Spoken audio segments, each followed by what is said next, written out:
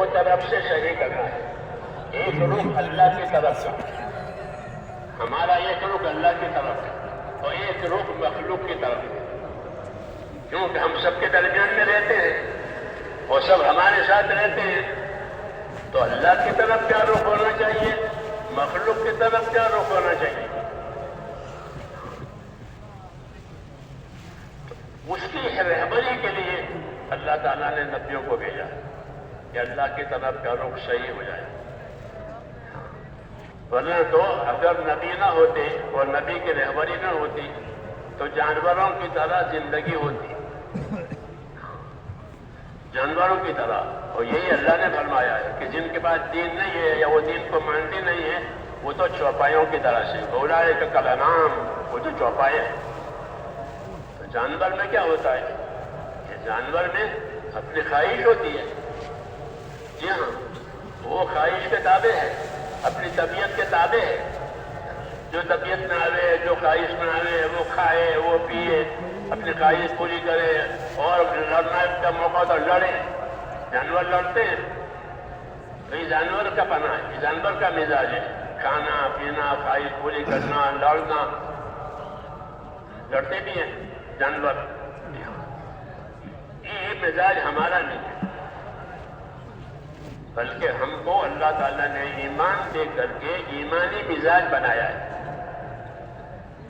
ایمانی مزاج یہ اللہ چاہتے ہیں کہ ایمانی مزاج، اولئک ھم المؤمنون حقا، یہ ایمانی مزاج والے ہیں صحیح معنی میں. کہ ایمانی مزاج کی کیا خاصیت ہے؟ کہ ایمانی مزاج کی خاصیت اطاعت ہے. جتنا ایمان ہوگا اتنی اطاعت ہوگی، جتنا ایمان ہوگا اتنی اطاعت ہوگی.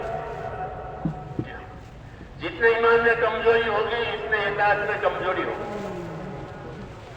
اس لیے ایمان کی دعوت دی ہے، آخرت کی دعوت دی ہے کہ اللہ پر ایمان، آخرت پر ایمان، ایمان باللہ والیوم الآخر. کہ ایمان باللہ والیوم الآخر، اللہ پر ایمان، آخرت پر ایمان. کہ آخرت بدلہ پانے کی جگہ ہے اور دنیا عمل کرنے کی جگہ ہے. تو جو جیسا عمل کرے گا ویسا بدلہ پائے گا.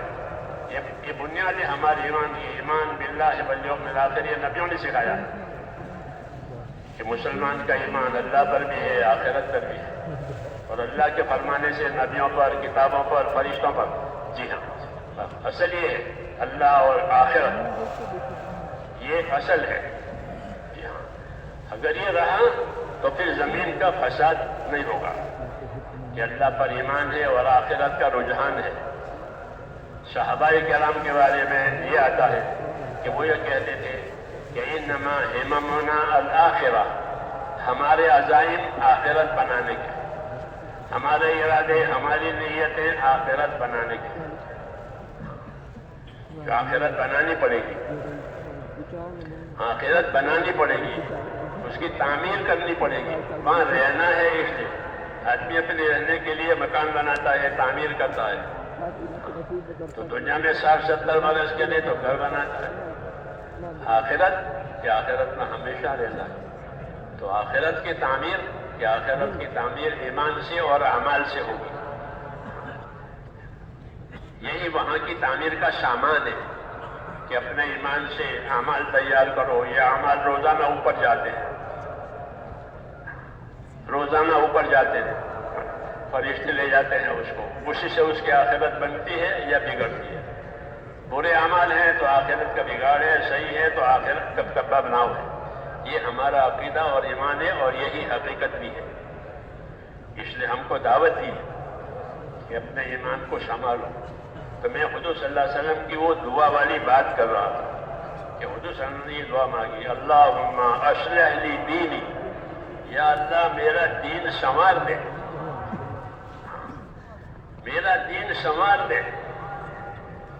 کیوں کہ وہ عصمت و امری، کہ وہ تو میرے کام کی اصل بنیاد ہے، وہ تو میرے کام کی اصل بنیاد ہے. میں جتنے کام کروں گا اس کا نتیجہ ظاہر ہوگا.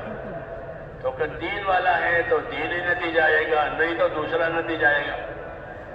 اس لیے کہا کہ یا اللہ میرا دین سنوار دے. تو دین کو میرے دوستوں سنبھالنے کی دعا بھی ہے اور دین سنوارنے کی دعوت بھی ہے. نبی اپنی دعوت میں بھی نبی ہے, نبی اپنی دعا میں بھی نبی ہے کہ میرا دین سنوار دے.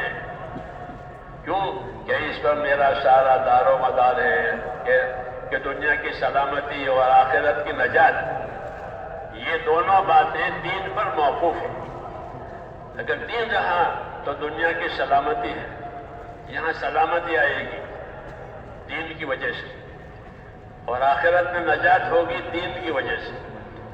اس لیے یہ دعا مانگی کہ اللہم اصلح لی دینی الذی ہوا عصمت امری, اے اللہ میرا دین سنوار دے. اور ہم کو دعوت دی ہے دعا کے ذریعے سے کہ تم میں سے ہر ایک اللہ سے یہ دعا مانگے کہ یا اللہ میرا دین سنوار دے, کیونکہ وہ تو میری کامیابی ناکامی کی اصل بنیاد ہے. اور میری دنیا سنوار دے, یہ فرمایا میری دنیا سنوار دے کہ اس میں میرا گزارا ہے. وَأَصْلِحْ لِي دُنْيَايَ الَّتِي فِيهَا مَعَاشِي, یا اللہ میری دنیا سنوار دے کہ اس میں میرا گزارا ہے. ہم گزر رہے ہیں, جی ہاں, روز روز اس گزارے میں کھانا پینا بھی ہو جاتا ہے, عبادت بھی ہو جاتی ہے, لیکن گزارنا ہے, رہنا نہیں ہے. جیسے مسافر ہوتا ہے, گزرتا ہوا ہوتا ہے, نمازیں بھی پڑھتا ہے, کھاتا پیتا بھی, آرام بھی لیتا ہے, سفر میں ہے. تو اس نے کہا کہ میری دنیا سنوار دے, کیوں کہ اس میں میرا گزارا ہے. اگر دنیا بگڑ گئی تو دین پر چلنا مشکل ہو جاتا ہے,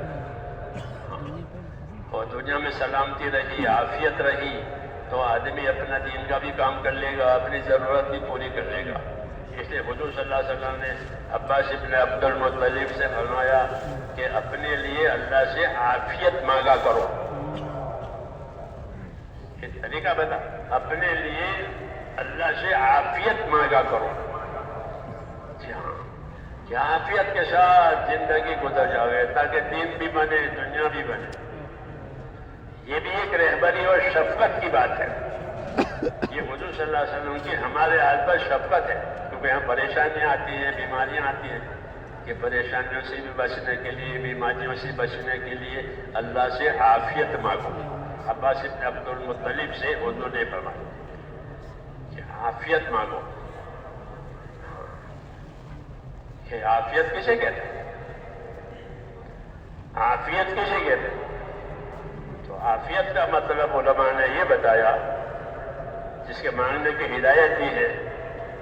میری بات سمجھ رہے ہیں یا سو گئے بیٹھے بیٹھے؟ ہاں, ہمارے ساتھ رہو, سو مت.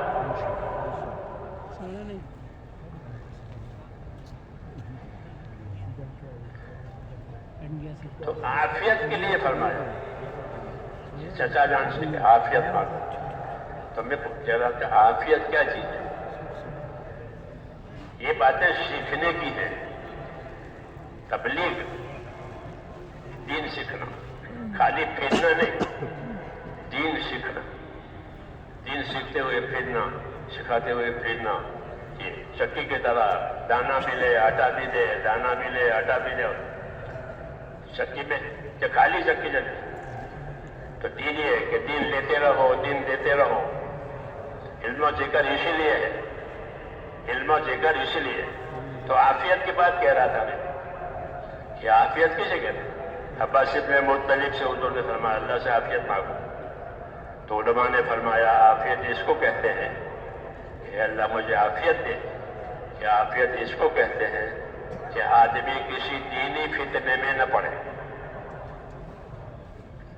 دینی فتنے میں نہ پڑے, بچاؤ ہو جائے, اور ہلاک کرنے والی مہلک بیماری میں نہ پڑے. بعد بیماریاں ہوتے ہوئے آدمی کو ہلاک کرتی ہیں, وہ نہ آوے, کوئی مہلک بیماری نہ آوے, کوئی فتنہ دینی نہ آوے. عافیت کا مطلب ہے کہ دینی فتنے میں نہ پڑے, کوئی ہلاک کرنے والی اور پریشان کرنے والی خطرناک بیماری میں نہ پڑے. اس کو کہتے ہیں عافیت. سمجھنا ہی نا بات. تو حضور نے فرمایا عباس ابن عبد المطلب سے, جو چچا ہیں ان کے, کہ اللہ سے عافیت مانگا. کہ بڑی نعمت جو زندگی میں میری وہ عافیت مانگی ہے، تو وہ حضور صلی اللہ علیہ وسلم کی دعا پر میں کہہ رہا تھا کہ میری دنیا شمار دے کہ وہ میرے گزارے کی جگہ ہے، یہاں سے گزرنا ہے تو عافیت کے ساتھ گزر جاؤ، عافیت کے ساتھ گزر جاؤ، تو میری دنیا شمار دے کہ یہ میرے گزرگاہ ہے، اور میری آخرت بنا دے۔ تیسری چیز دین بنا دے، دنیا بنا دے، تیسری چیز آخرت بنا دے۔ وَأَصْلِحْ لِي آخِرَتِي، کہ اللہ میری آخرت بنا دے۔ کیوں؟ کہ وہ آخرت میرا اصلی ٹھکانہ ہے، پھر وہاں سے کہیں جانا نہیں۔ وَأَصْلِحْ لِي آخِرَتِي الَّتِي فِيهَا مَعَادِي، کہ میری آخرت شمار دے، کیونکہ وہ تو میرا اصلی ٹھکانہ ہے، پھر وہاں سے کہیں آنا جانا نہیں۔ یہ دعائیں مانگی ہیں، یہ دعائیں دعوت ہے کہ اللہ سے یہ مانگو اور اس کو یہ کام کرو کہ دین سنوارو، کہ دین سمر جائے، یقین صحیح بن جاوے، عمل صحیح بن جاوے، نیت صحیح بن جاوے، ترتیب صحیح بن جاوے زندگی کی۔ یہ دین بننے کا مطلب ہے، یہ دین بننے کا مطلب ہے کہ یہ ایمان یقین صحیح بنے، کہ یقین صحیح بنے گا تو اطاعت کرے گا۔ اللہ خوف دے اپنا، یقین کے ساتھ خوف دے۔ جب اللہ خوف دے گا تو نافرمانی سے بچے گا۔ خوف اس لیے پیدا کیا ہے اللہ نے تاکہ لوگ اللہ سے ڈریں اور اس کے نافرمانی سے بچیں۔ خوف کا ہونا ضروری ہے، اس لیے وعدہ وعید کی حدیثیں آتی ہیں، وعدہ وعید کی آیتیں آتی ہیں، اللہ کے عذاب کی، ثواب کی، نعمتوں کی یہ باتیں آتی ہیں۔ کیوں؟ تاکہ دلوں میں ایک تو یقین بنے کہ میرے عمل کا کوئی نہ کوئی نتیجہ نکلے گا، اچھا نہیں تو برا، اور جو برا نتیجہ ہوگا اس کی یہ تفصیل ہے، جو اچھا نتیجہ ہوگا اس کی یہ تفصیل ہے۔ یہ فضائل اعمال میں ہوتا ہے، اس لیے فضائل اعمال اور ترغیب یہ علم نبیوں کے ذریعے سے ہم کو دیا گیا ہے تاکہ ہر آدمی سمجھے کہ میرے عمل پر کیا نتیجہ آئے گا، میرے عمل کا کیا فائدہ، کیا نقصان۔ علم و ذکر میں یہ چیز ہے، جو علم و ذکر کا تیسرا نمبر ہے نا، اس کو بیچارے کو سائڈ پر کر دیا ہے، اس کا کوئی استعمال نہیں ہے۔ جی ہاں، حالانکہ وہ اصل ہے، علم و ذکر اصل ہے دین کے لیے، کہ علم نہیں ہے تو جہالت ہے، ذکر نہیں ہے تو غفلت ہے، تو اب دین کہاں رہا؟ اس لیے یہ نمبر ہے تیسرا کہ زندگی علم کی روشنی میں، زندگی علم کی روشنی میں، جہالت میں نہیں۔ جہالت کو تو حضور صلی اللہ علیہ وسلم نے ختم کیا۔ آپ کا کارنامہ ہے یہ کہ آپ کو جو زمانہ دیا گیا تھا تبلیغ کرنے کے لیے، اس زمانے کو زمانہ جاہلیت کہتے تھے، زمانہ جاہلیت۔ ہاں، یعنی جہالت زمانے کی صفت بن گئی تھی۔ جی ہاں، یہ زمانہ جاہلیت، جیسے 65 سالی کا زمانہ، خوشحالی کا زمانہ، یہ جہالت کا زمانہ۔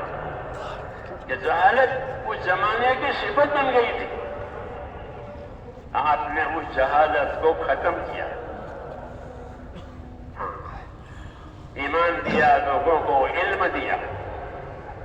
یہ دو چیزیں اصل ہیں دین میں، ایک ایمان اور ایک علم۔ کہ ایمان، اللہ پر ایمان، آخرت پر ایمان، نبیوں پر ایمان، ایک تو ایمان، یہ چیزیں حق ہے، اس کو ماننا ہے۔ پھر مان کر کیا کرنا ہے؟ خالی ماننا ہے کہ نہیں، ماننا بھی ہے، پھر اللہ پر ایمان لا کر، اللہ کو اللہ مان کر اس کی اطاعت کرنی ہے، اس کی اطاعت کرنی ہے۔ جان مال کی آزادی ختم کرنی ہے، بلکہ جان مال سے پابندی کرنی ہے۔ جان مال کی پابندی کا نام اطاعت ہے، کہ جان سے بھی پابند، مال سے بھی پابند، اس یقین کے ساتھ کہ اس پابندی میں کامیابی ہے اور پابندی نہیں ہے تو ناکامی ہے۔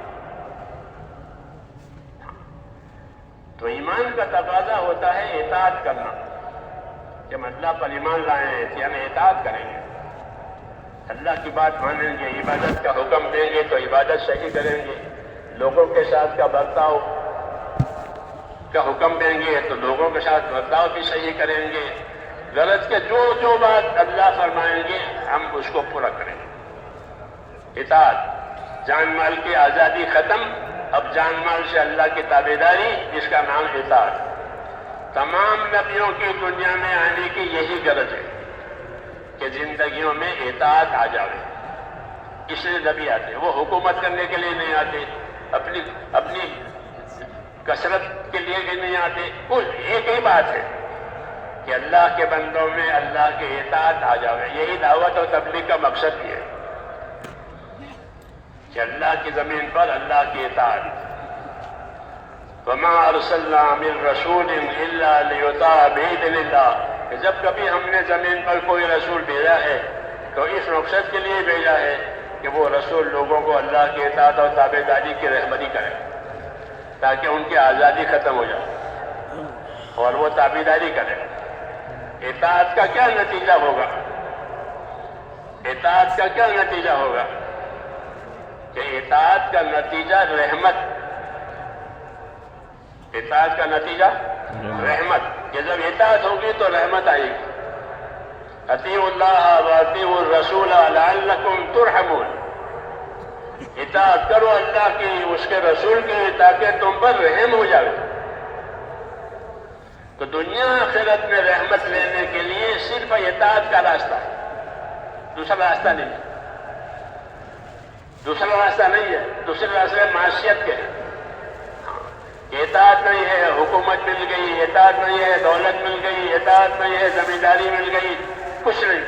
دھوکہ ہے. دھوکہ ہے. دھوکہ اس کو کہتے ہیں کہ جب دھوکہ کھولے تو پچھتاوا ہو، اس کو دھوکہ کہتے ہیں. تو یہ سب چیزیں دین کے بغیر دھوکہ ہے. یعنی جب موت آئے گی دھوکہ کھولے گا تو اس کو پچھتاوا ہوگا، تو میں تو دھوکے میں رہ گیا. تو دھوکے سے بچانے کے لیے اللہ تبارک و تعالیٰ نے ہم کو دین دیا ہے تاکہ زندگیاں اطاعت پر آ جائیں.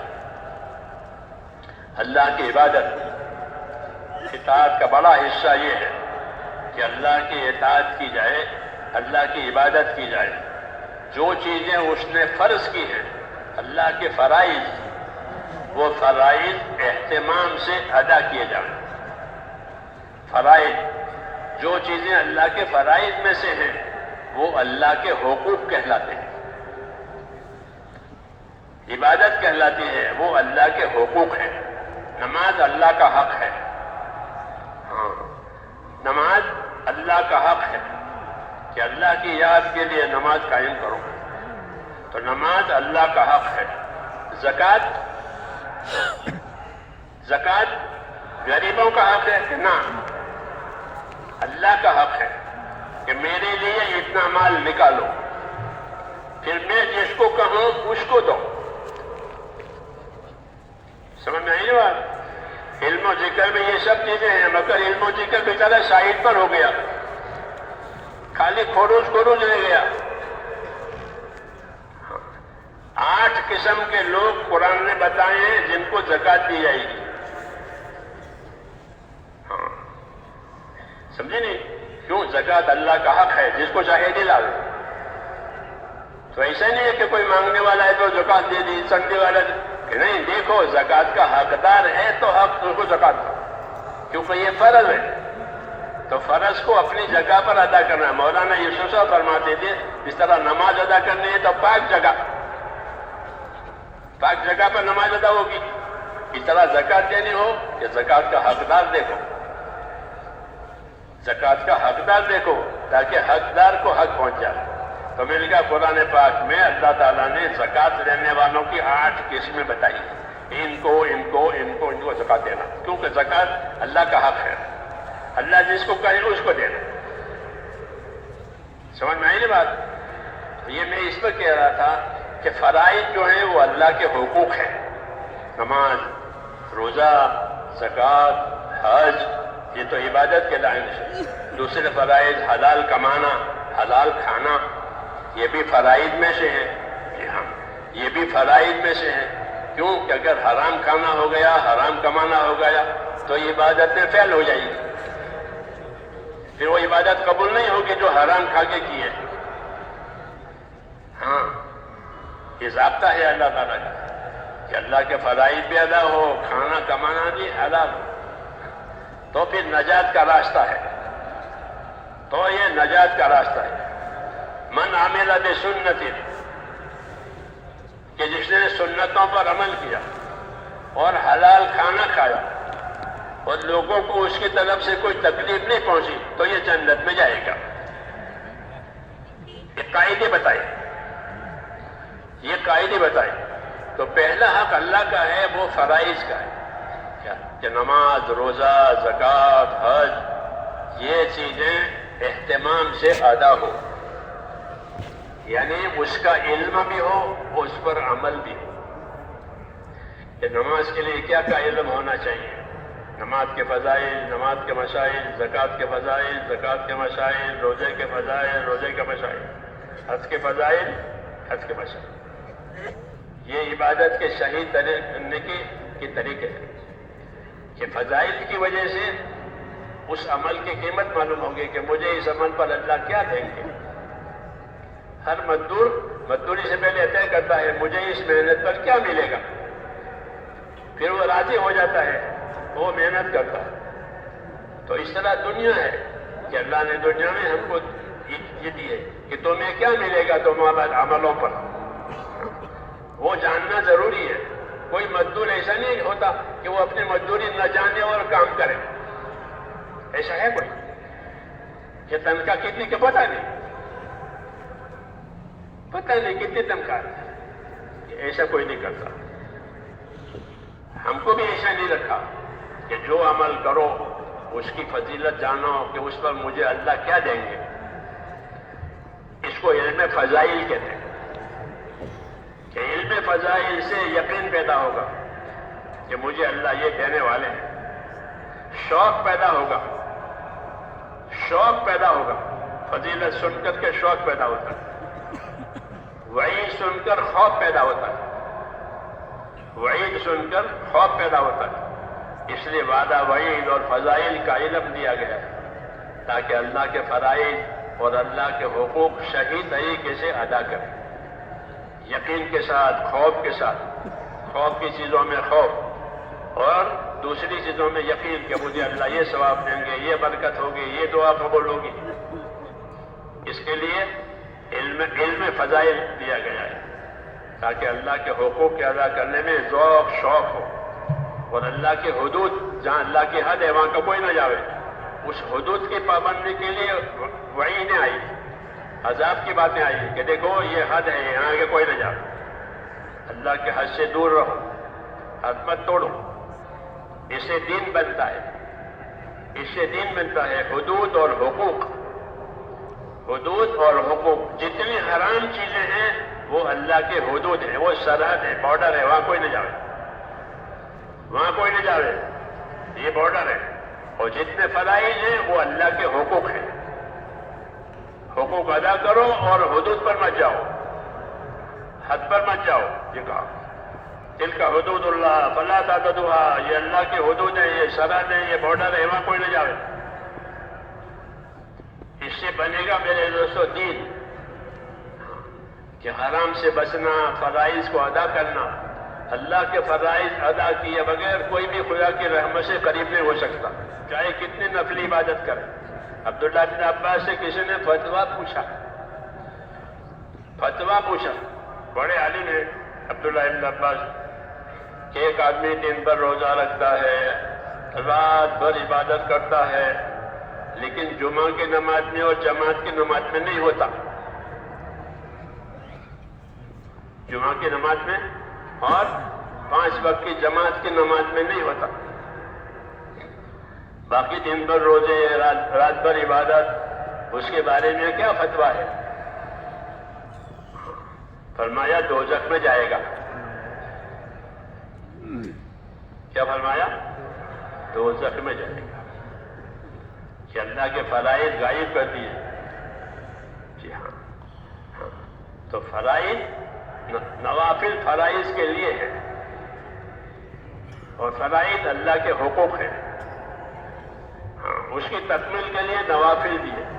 اس لیے ہمارے کام کرنے والوں کو اپنے فرائض کا خاص اہتمام کرنا چاہیے. نماز صحیح پڑھے, زکوٰۃ پائی پائی کی دیں.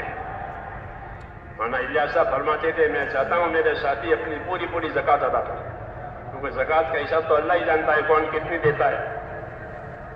مال چھپی ہوئی چیز ہے ان کے پاس, مال چھپی ہوئی چیز ہے ان کے پاس, ان کے قبضے میں کوئی نہیں جانتا کتنا مال ہے. اس لیے کہا اپنی زکوٰۃ پوری دو, پائی کی. کیوں کہ زکوٰۃ اللہ کا حق ہے. اللہ نے اتنا حصہ اپنے لیے لیا ہے کہ اتنا حصہ ہمارے لیے, پھر ہم جہاں کہیں وہاں دو. تو میں نے کہا نہیں آج کس میں بتائیے زکوٰۃ لینے والوں کی, یہ دین ہے. اس لیے میرے بھائیوں اس دین کو سمجھنا ہے. اس میں فرائض کا مقدم ہے کہ ہمارے فرائض صحیح ادا ہو جائے. اس کا علم بھی ہو, فرائض کا, مسائل کا علم, فضائل کا علم ہوگا تو یہ صحیح ادا ہوگا. پھر نوافل کا اہتمام کریں گے تو فرائض کی کمی کسر دور ہو جائے گی. عبادت کا مزاج بنانا ضروری ہے, کیونکہ عبادت کے لیے پیدا کیا ہے. دعوت بھی عبادت کے لیے ہے, جیسے اذان نماز کے لیے ہے. اذان دعوت ہے, اذان یہ دعوت ہے. کس کے لیے؟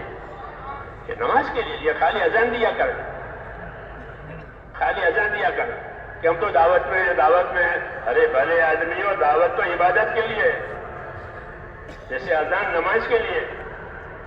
ہاں, اس لیے دھوکے میں نہیں پڑنا چاہیے. دعوت عبادت پر لے جا رہے, دعوت عبادت پر لے جا رہے, جیسے اذان نماز پر لے جا رہے. تو دعوت کہ وہ تو اللہ کا بندہ بن کر عبادت گزار بننا ہے, مالی عبادت, جانی عبادت. ہاں, پھر اس میں فرائض ہیں, نوافل ہیں. فرائض تو ہیں فرائض, اس کے بغیر تو چارہ نہیں ہے, وہ تو اللہ کا حق ہے. اور نوافل کہ نوافل ہمارے نفع کے لیے, نوافل ہمارے نفع کے لیے ہے. کہ فرائض میں کوئی کمی رہ جائے گی تو اللہ نوافل سے پورا کر دیں گے. فمن تطوع خیرا فهو خیر له, کہ جو نفل ادا کرے گا وہ نفل ادا کرنا اس کے لیے بہتر ہی ہے. نہیں تو فرض ناقص رہ جائیں گے, فرض ناقص رہ جائیں گے. اس لیے حضرت رحمۃ اللہ علیہ جب جماعتیں روانہ کرتے تھے تو روانگی کے بعد میں کہتے تھے کہ نوافل ادا کرو فرائض کے ساتھ. اور نوافل کی دو قسمیں بتاتے تھے. نوافل کی دو قسمیں, ایک وہ نوافل ہے جس کے اوقات مقرر ہیں, جیسے اشراق کی نماز, چاش کی نماز, مغرب کے بعد عوابین کی نماز, تہجد کی نماز. یہ وہ نوافل ہیں جن کے اوقات مقرر ہیں شریعت کی طرف سے. اور ایک وہ نوافل ہیں جن کے اوقات مقرر نہیں ہیں. تحیۃ الوضو, تحیۃ الوضو کیا, 2 رکعت نماز تحیۃ الوضو پڑھی. صلاۃ الحاجت, صلاۃ الاستخارہ وغیرہ, صلاۃ السفر. تو یہ نوافل کہ نوافل کے ذریعے سے اللہ تعالیٰ فرائض کو پورا کریں گے. اس لیے ہمارے ساتھی خصوصاً دعوت والے کہ وہ اپنا مزاج عبادت والا بناوے, خالی پھرنے والا نہیں بنانا. یہ پھرنا اسی لیے ہے, یہ پھرنا اسی لیے ہے کہ زندگی علم و ذکر کے ساتھ عبادت والی بنے. زندگی علم و ذکر کے ساتھ عبادت والی, کہ فضائل کا بھی علم معلوم ہے, مسائل کا بھی علم معلوم ہے, اور اس کے ساتھ عبادت ہو رہی ہے. اسی اور اس کی دعوت کے لیے پھر رہے ہیں تاکہ پوری امت میں یہ چیز چالو ہو جائے. پوری امت میں اور ہر طبقے میں یہ چیز چالو ہو جائے. تو پہلا حق اللہ تعالیٰ کا ہے کہ اس کے فرائض ادا ہو جائے اور اس کے حرام سے اپنے آپ کو بچایا جائے. حرام سے بچنے کے لیے ایمانی قوت ضروری ہے. حرام سے بچنے کے لیے ایمانی قوت ضروری ہے کہ ایمان میں طاقت آئے. جب ایمان میں طاقت آئے گی تو حرام چھوٹ جائے گا. ایمان میں کمزوری ہے تو حرام میں پھنسے گا. ہاں, جب تک ایمان میں قوت نہیں آئی چیزیں حرام نہیں کی اللہ نے. ہاں, لوگ شراب پیتے تھے, پیٹ میں شراب ہے, اور نماز میں آتے تھے گنودگی میں. تو فرمایا جب تمہارے اندر غنودگی ہو شراب کی تو نماز میں مت آؤ. یہ نہیں کہا شراب مت پیو،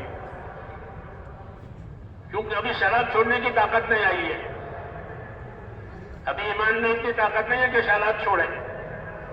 عائشہ صدیقہ فرماتی تھی کہ اگر پہلے سے اللہ کہتے زنا حرام ہے شراب حرام ہے تو کوئی بھی نہیں چھوڑتا، کیونکہ وہ تو برسوں سے اس کے عادی ہے، کیسے چھوڑتے.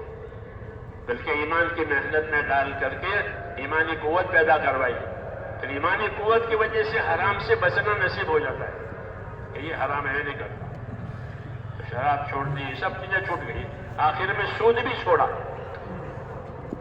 اس نے وقت لیا سودی کاروبار، پھر وہ بھی ختم کرایا. جب طاقت آ گئی تو سود بند کر دیا. آپ نے سنا سودی سارا کاروبار میرے قدم کے نیچے ہے، یعنی میں اس کو پامال کرتا ہوں کہ اب یہ کاروبار نہیں چلے گا ہمارے دین میں. یہ فرمایا کیوں؟ ایمان میں طاقت آ گئی. اس لیے میرے پہلی ذمہ داری کہ اللہ کے راستے میں پھر کر قربانی دے کر اپنے اندر وہ ایمانی طاقت پیدا کرنی ہے کہ جس سے اللہ کے فرائض ادا ہو جائے، حرام سے بچنا نصیب ہو جائے. کہ حرام سے بچنے والا بڑا عبادت گزار ہے. اتق المحارم تکن عابد الناس، کہ تو حرام سے بچ جا پھر تو بڑا عبادت گزار ہے. کیونکہ حرام سے بچنا یہ ایمان کے قوی ہونے کی دلیل ہے. اس لیے اس محنت میں ایمان میں ترقی ہوتی ہے. اس محنت میں ایمان میں ترقی ہوتی ہے. اس لیے آدمی پر اپنی غلطیاں کھلتی ہے کہ میں کس غلطی میں ہوں، میں کس کوتاہی میں ہوں. ہاں، ایک نور بنتا ہے اندر، تو جس سے اپنی غلطی اپنی کوتاہی اندر نظر آتی ہے. پھر آدمی توبہ کرتا ہے اور اپنی کمی پوری کرتا ہے. بعض لوگوں نے تبلیغ میں لگ کر 20 برس کی نمازیں قضا پڑھی کہ 20 سال کی نمازیں گئی. ہاں، ایسے لوگ ہیں کہ 20 سال کی نماز کہ وہ تو حساب دینا پڑے گا، تو 20 سال کی نماز قضا. ایمان میں قوت آ گئی اس لیے پڑھی. ایمان میں قوت نہیں تھی تو فوت ہوئی، قضا ہو گئی، اب ادا ہو گئی. ہاں، یہ اللہ کی طرف سے ہے کہ والذین جاہدوا فینا لنہدینہم سبلنا، کہ جو ہمارے راستے کی محنتیں کریں گے ہم ان کو اپنے راستوں کی مدد دیں گے. سبل جنت کے راستوں پر چلا دیں گے. اللہ یوں کہتا ہے محنت کرنے والوں کو جنت کے راستے پر چلا دیں گے. تو چھوٹی ہوئی نمازیں، فوج، زکاتیں، یہ سب ہو جائے گی. اس میں طاقت ہے، کام میں طاقت ہے. اس لیے اس کام کا اہتمام ضروری ہے تاکہ فرائض ادا ہو جائیں، حرام سے بچنا نصیب ہو جائے. کیونکہ اگر حرام سے بچنا نہیں ہوا تو وہ فرائض کو بھی لے دے گا. معاملات خراب ہو جاتے ہیں. حرام حلال کی پرواہ نہیں ہوتی تو عبادتیں برباد ہو جاتی ہیں. عبادتیں برباد ہو جاتی ہیں. جب پیٹ میں حرام گیا تو نماز قبول نہیں ہوگی. اس لیے ہمارے ہاں عبادات بھی ہے اور اپنا معاملات، اپنا لین دین صحیح کرنا ہے کہ جس کا لیا اس کا دیا. معاملات، اسلام میں معاملات کی اہمیت ہے کہ معاملات ایک دوسرے کے حقوق ہے اور معاملات کی بنیاد امانت پر رکھی گئی ہے. لین دین کی بنیاد امانت پر رکھی گئی ہے. معاشرت کی بنیاد احسان پر رکھی گئی ہے. یہ ہماری بنیادیں ہیں کہ ہماری معاشرت یعنی ہمارے زندگی گزارنا ایک دوسرے کے ساتھ کہ وہ احسان پر ہے. احسان کے ساتھ زندگی گزارو. وبالوالدین احسانا، ماں باپ کے ساتھ احسان کرو، رشتہ داروں کے ساتھ احسان کرو. تو ہماری معاشرت اور رہن سہن جو ہے وہ احسان کی بنیاد پر ہے کہ ہم کو ان چیزوں لوگوں کے ساتھ رہنے سہنے میں احسان سکھایا. اللہ کی عبادت میں اخلاص سکھایا، لوگوں کے ساتھ رہنے میں احسان سکھایا، لین دین میں امانت داری سکھائی. لین دین میں کیا سکھایا؟ امانت داری سکھائی. سچا اور امانت دار تاجر کہ وہ نبیوں کے ساتھ ہوگا، شہیدوں کے ساتھ ہوگا، اللہ کے عرش کے سائے میں ہوگا. کون کہ تاجر جو دکان میں بیٹھتا ہے، مسجد میں نہیں بیٹھتا، مگر امانت دار ہے. اس کا وقت دکان میں لگتا ہے، وہ کاروبار کرتا ہے، لیکن امانت داری کے ساتھ کہ حلال کو حلال، حرام کو حرام. ہاں، سچ بولنا، پورا تولنا، یہ وہاں کے فرائض ہیں. جیسے نماز، وضو کے 4 فرائض ہیں، ایسے وہاں کے فرائض ہیں. کہ سچ بولو، پورا تولو، وعدہ پورا کرو، وغیرہ وغیرہ. یہ معاملات کے فرائض ہیں، یہ معاملات کے فرائض ہیں. ہماری دعوت میں یہ سب چیزیں خالی خروج نہیں ہے. چوتھا نمبر جو ہے وہ اسی بنیاد پر ہے کہ چوتھے نمبر میں کیا ہے کہ حسن معاشرت ہے، کہ دنیا میں رہتے ہوئے صحیح زندگی گزارنا، اللہ کے ساتھ بھی صحیح، مخلوق کے ساتھ بھی صحیح. اللہ کے ساتھ اخلاص کے ساتھ، استقامت کے ساتھ، مخلوق کے ساتھ انصاف سے اور احسان سے. مخلوق کے بارے میں دو حکم ہے کہ مخلوق کے ساتھ انصاف کی زندگی گزارو، یعنی جو اپنے لیے پسند کرو وہ دوسروں کے لیے پسند کرو، جو اپنے لیے نہ پسند کرو وہ دوسروں کے نہ پسند کرو. اس کو انصاف کہتے ہیں.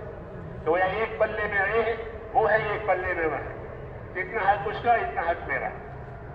اس کو انصاف کہتے ہیں. تو مخلوق میں رہنے کے لیے پہلی بات جو ہم کو ہدایت دی ہے کہ انصاف سے زندگی گزارو. کونوا قوامین بالقسط، کہ انصاف کے ساتھ قائم رہنے والے رہو. حضور صلی اللہ علیہ وسلم کے بارے میں کہ امرت لأعدل بینکم، مجھے حکم ہے کہ تمہارے درمیان میں انصاف کروں. نبی انصاف کا پابند ہے، نبی انصاف کا پابند ہے. انصاف کی تعلیم دینے کے لیے آیا ہے. خود آپ کے انصاف سے رہتے تھے، حقدار کو حق پہنچا. ایک مطلب آپ نے کوئی چیز تقسیم کی، مال ایک شخص غالباً منافق ہوگا، اس نے کہا کہ جو تقسیم ہوا ہے مال اس میں انصاف نہیں ہوا. یہ کہا حضور پر بہت بوجھ پڑا، بہت بوجھ پڑا. فرمایا اللہ تیرا بھلا کرے، اگر میں نے انصاف نہیں کیا تو کون انصاف کرے گا؟ میں تو انصاف کا داعی ہوں، میں تو انصاف کی تعلیم دینے کے لیے بھیجا گیا ہوں.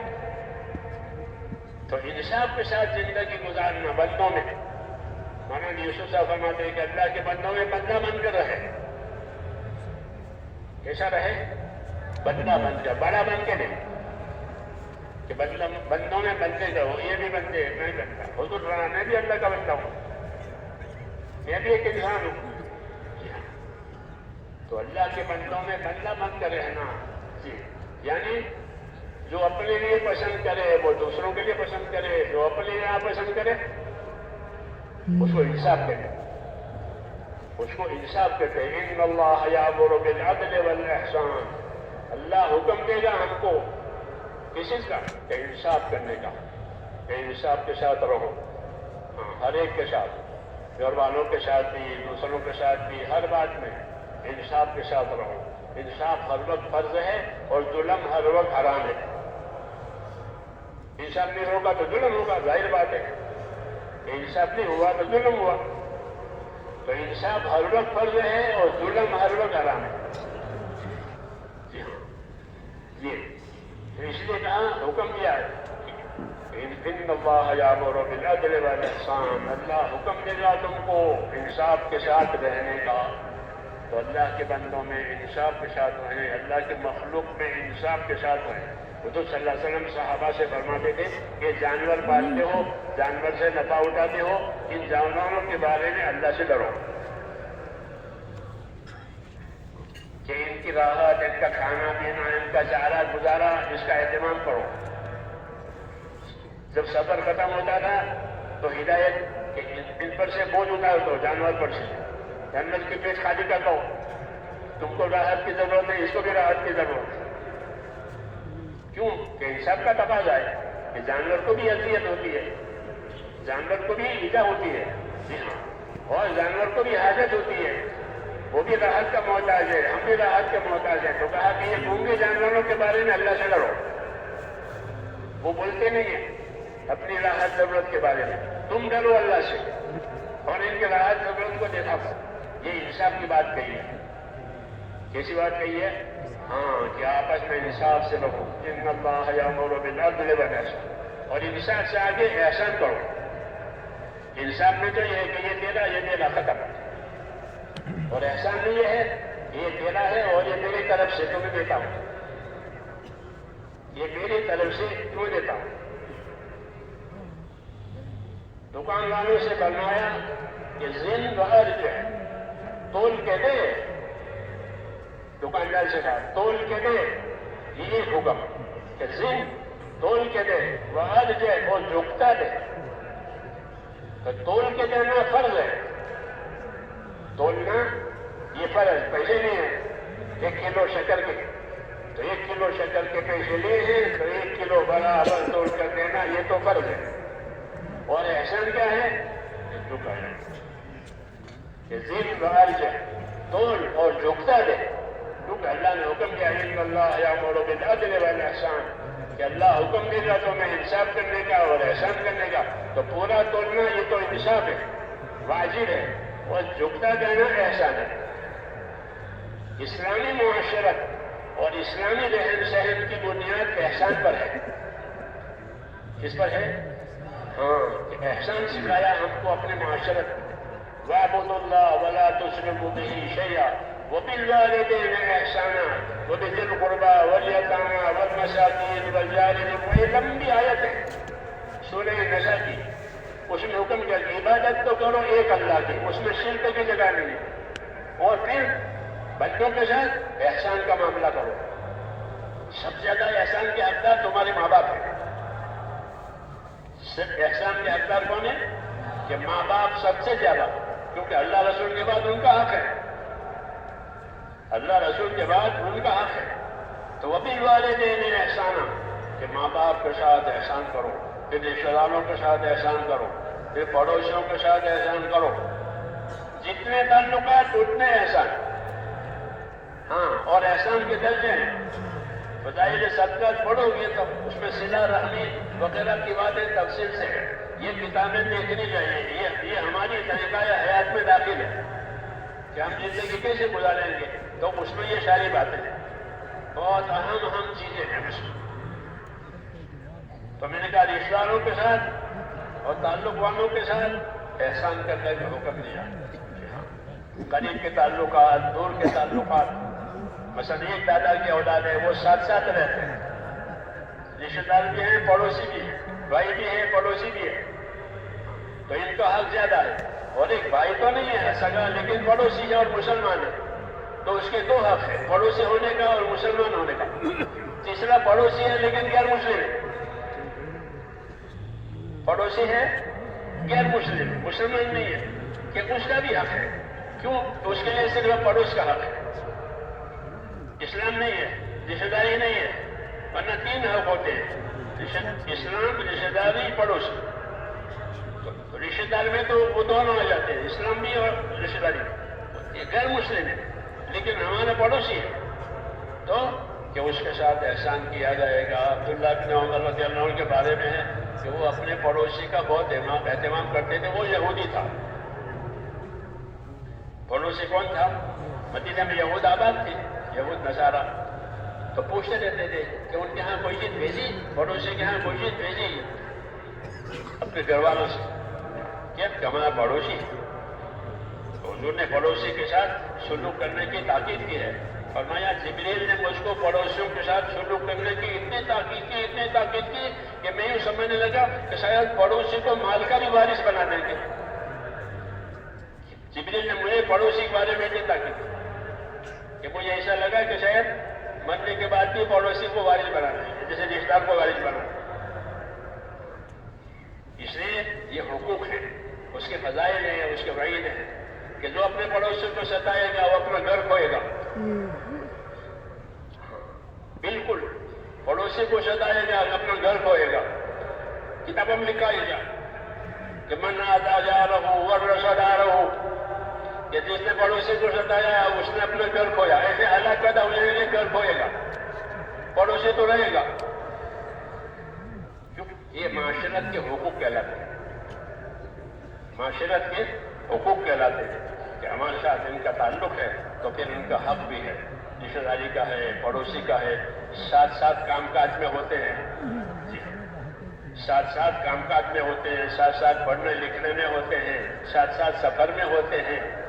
یہ بھی حقوق، اس سے بھی حقوق ہے کہ مسافری میں کوئی تمہارے ساتھ ہے تو کیا مسافر کے ساتھ احسان کرو. سفر میں، اور حج کے سفر میں خاص طور سے کہا کہ حج کا سفر کرو اور لڑو مت. تو پہلے جب حج کی اتنی تعلیم نہیں تھی تو حاجی لڑتے تھے، اسے حکم تھا کہ لڑو، حج کی نیکی، کھانا کھلانا، سلام کرنا، حج کی نیکی فضائلت میں، کیوں کہ یہ سب معاشرت ہے، کہ ہماری معاشرت ایمان پر ہے، ہماری معاشرت احسان پر ہے، ہماری معاشرت احسان پر ہے اور انصاف پر ہے۔ جو اپنے لیے پسند کریں گے وہ دوسروں کے لیے پسند کریں گے، جو اپنے لیے ناپسند کریں گے وہ دوسروں کو ناپسند۔ یہ دعوت میرے دوستوں صرف خروج کی نہیں ہے، بلکہ خروج اس لیے ضروری ہے کہ خروج کی وجہ سے ان چیزوں کی اصلاح پیدا ہوگی۔ جہالت کا شعور آئے گا کہ ہم جاہل ہیں، اب تک زندگی جہالت میں گزاری، نکلنے سے یہ سمجھ میں آئے گا کہ اب زندگی ناواقفیت میں گزر گئی، اصل چیزیں تو یہ تھی۔ اس لیے اس کے مذاکرے کیے جاتے ہیں تاکہ اللہ کے حقوق، بندوں کے حقوق، اس کی حفاظت ہو جائے۔ یہ اسلام کی خاص تعلیم ہے کہ ایک دوسرے کے حقوق کی حفاظت کے ساتھ زندگی گزارو اور ایک دوسرے پر احسان کے عادی بنو۔